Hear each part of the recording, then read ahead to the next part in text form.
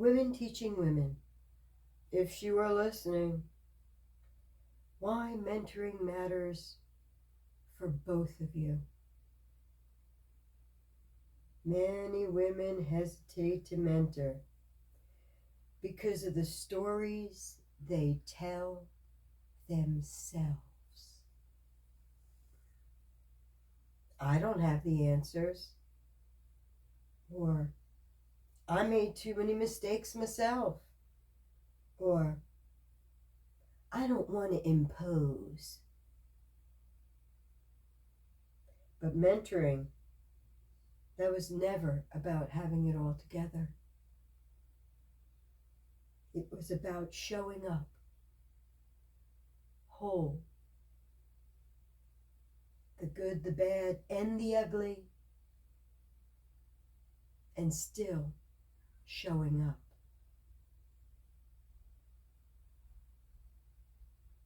Trying to do that as gracefully as possible. Not polished, not perfected, just honest about what you lived. And that'll tell about who you are. No, young women, they don't need saviors. They don't need idols. They don't need someone to rescue them, correct them, mold them. Whatever. They need a safe mirror. Someone who reflects back. You're not crazy for feeling that way. Or, you're not weak for struggling here. Nope, same thing happened to me. Or, honey, you're not behind. You're just starting to learn. Problem is when we stop learning. Now, mentoring isn't about fixing. It's about fellowship. We all need more of that. It's about sitting beside someone long enough, quiet enough sometimes for truth to surface without fear. Oh, yes. Here's the part no one says often enough. Mentoring does not drain you. It restores you. When you invest in someone else, especially younger, your pain becomes purpose. Your story becomes guidance instead of just another memory. And your presence becomes a gift again. Oh, it's a whole nother one about your presence being a present to someone else. Well, all of a sudden you'll see that things that once felt heavy now start to feel useful. Not because pain disappears, but because it no longer feels wasted. Oh, and women were made to nurture, yes, but they were also made to transfer wisdom, to notice patterns, and to name danger quietly. To recognize when something looks fine on the surface, but won't hold up under pressure. Yes, you don't disappear when you give that away. No, you don't lose yourself either. You multiply. And in that multiplication, both of you become steadier. Not because life gets easier, but because no one is walking it alone anymore.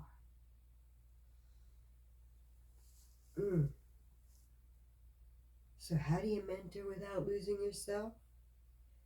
about how you staying whole while giving. Well, mentoring doesn't mean you empty yourself out. No, it doesn't mean you're fixing someone else's life.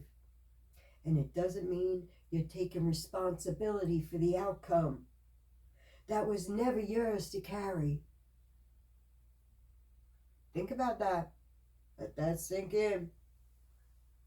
If my daughter was listening, if my younger self were sitting nearby, oh, I would say this quietly. You are allowed to give from fullness. You don't always have to give from depletion. You don't have to be endlessly available to be faithful. You don't have to answer every call, every question, and every crisis. Well, that kind of availability, that costs you your peace. And eventually, that causes you to not be so loving. You have to protect that. Boundaries, they're not distance, they're clarity.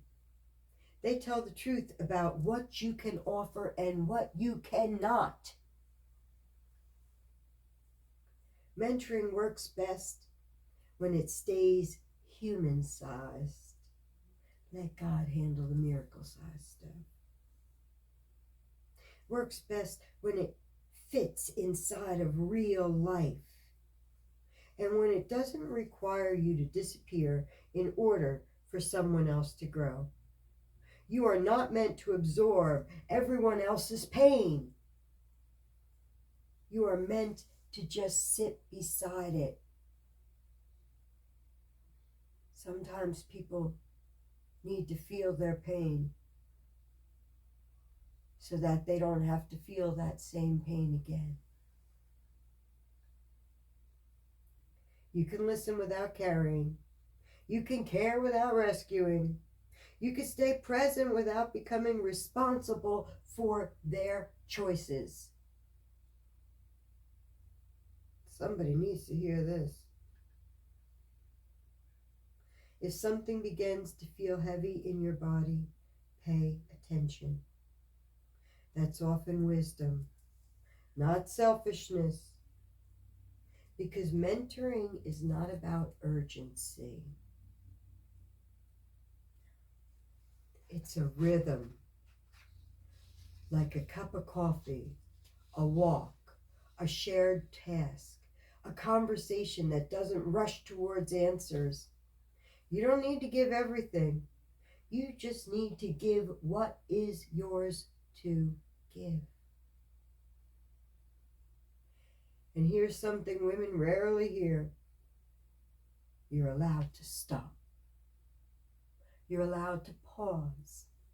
You're allowed to put things on hold and say, I can't hold this right now. I'll get back to you when I can. Doing so doesn't make you less faithful. It makes you honest and real and shows them what they may have to do in their life as well. Sets the perfect example. Yes, the goal of mentoring, it's not about dependence. It's steadiness. Not that someone clings to you, but they learn how to stand on their own. And when mentoring's done this way, with truth, restraint, and care, it doesn't hollow you out. It roots you. You stay yourself. You stay grounded. You stay whole. And the wisdom you offer, it lands where it belongs. Not as a weight, but as a gift.